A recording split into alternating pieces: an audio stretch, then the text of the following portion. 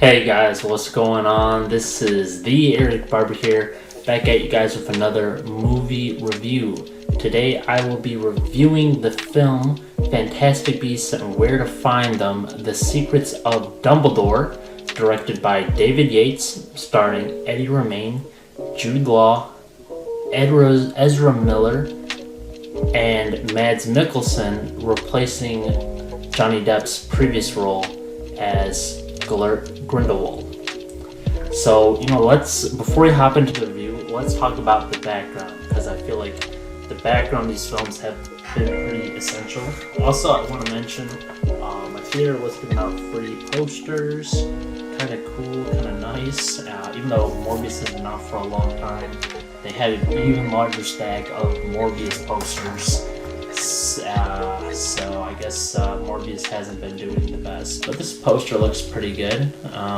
We got new Grindelwald, Dumbledore. Not a lot of beasts. You see his little plant friend and the little money-loving friend.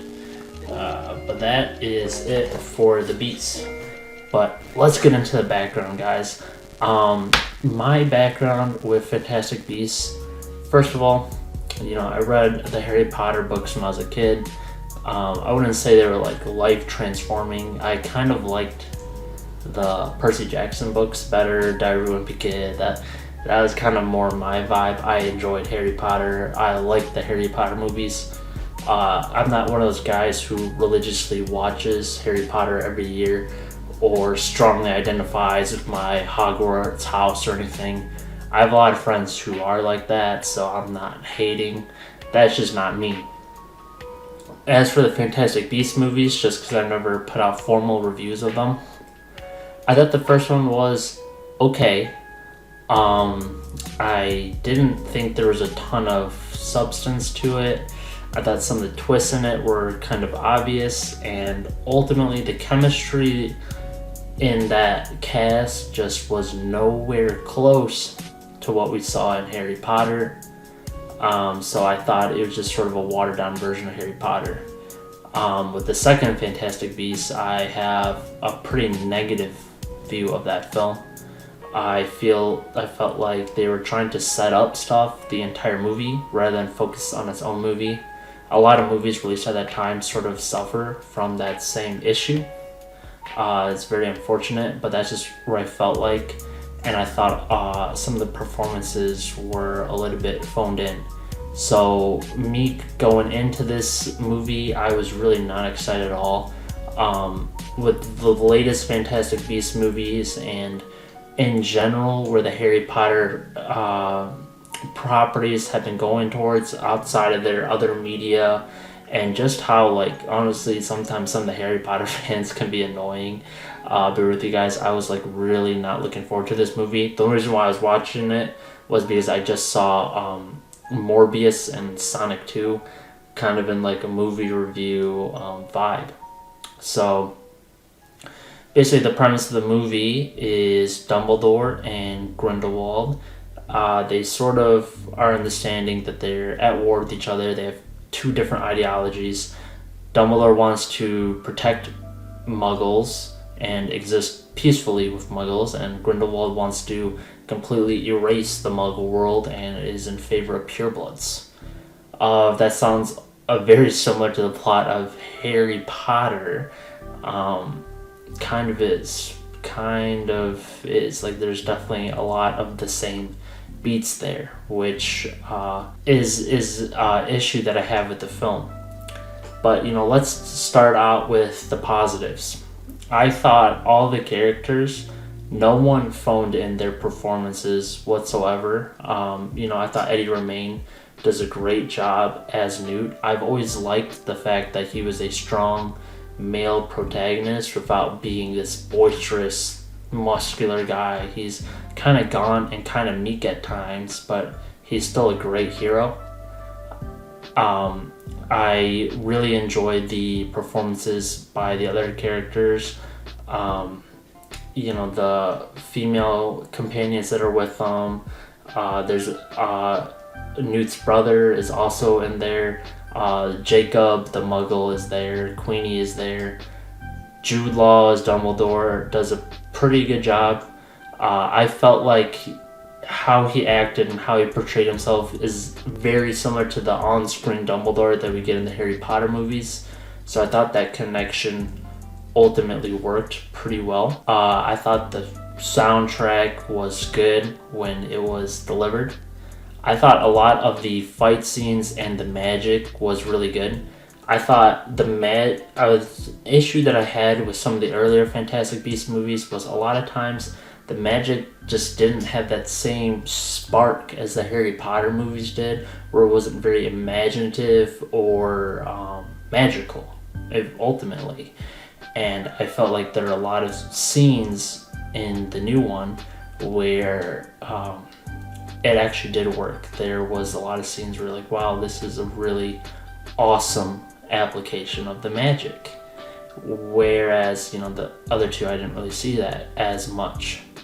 I did think there was one scene in particular between Ezra Miller and Jude Law that just didn't really hold up very well, in my opinion. I'm sure when it comes to home video, I think a lot of people will be saying the same thing, unfortunately. Now let's go ahead and talk about its connections with the Harry Potter universe.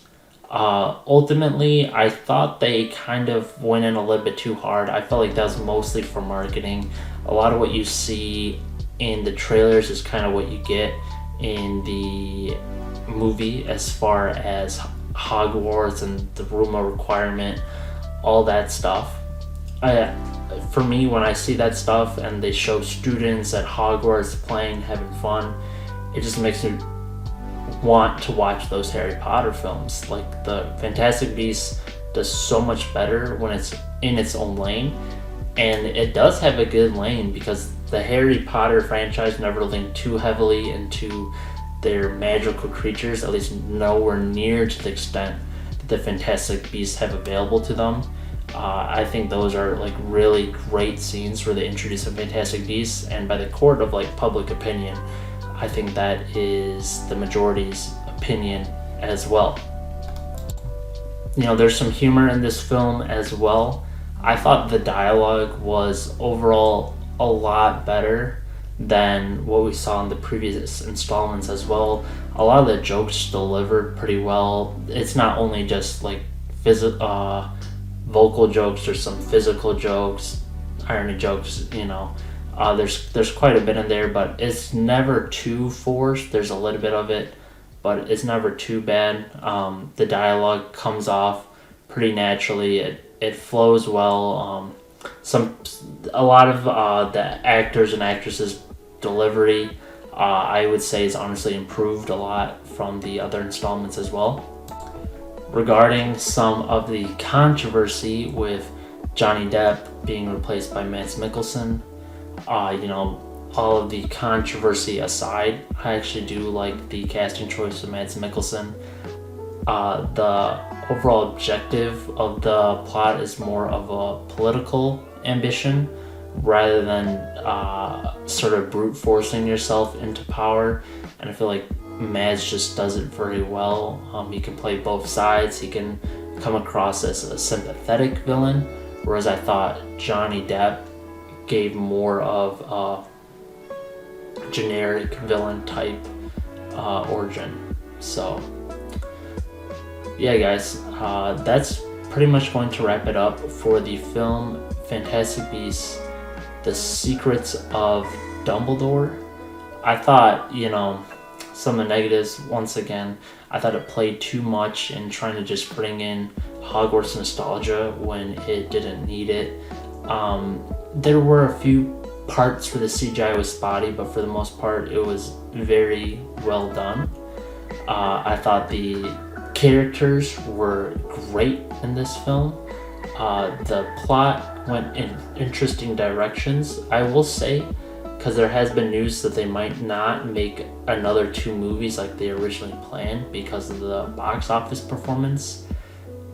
The movie kind of ends in a way where it's not like you're really hankering for the next movie. Like, the second Fantastic Beasts ended with a post-credits scene, and a post-credits scene always sets up something new. Marvel kind of set that up Fantastic Beasts 3, no post-credit scene, right? It kind of ends with a little bit of a bow tie, but there's a lot of room that they could do to explore, and I'll leave it at that, right? So it could be a good ending to otherwise okay trilogy. But my final review, my final score for Fantastic Beasts, The Secrets of Dumbledore, I am going to give an 8 out of 10, everybody. So, you know, just out of my April picks, it's the highest movie so far. I'm going to watch The Northman this weekend, and I'm looking forward to creating a review on that. Also, Everything Everywhere All at Once.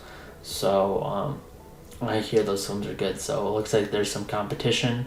But overall, like, this movie has brought back some hope for the Fantastic Beasts movies. I was actually, before I saw this, I was kind of like on board, like, let's kill this franchise. Like, the second one was so bad. The Harry Potter franchise, I believe, has been mismanaged a lot of the times by Warner Bros.